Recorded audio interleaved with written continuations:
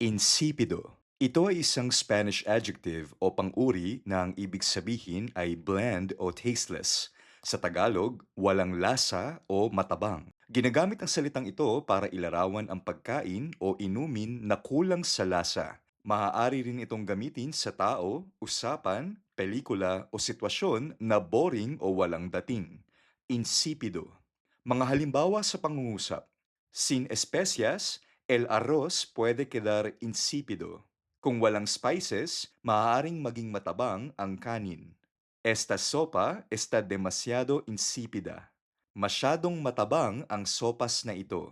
Tandaan na magiging insipida na may letrang A sa dulo dahil feminine noun ang la sopa at kailangang sumang-ayon ang adjective sa gender at number ng Spanish noun. La comida del hospital suele ser insípida. Karaniwang walang lasa ang pagkain sa ospital.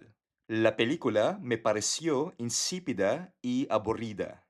Para sa akin, walang dating at nakakaantok ang pelikula. Insípido.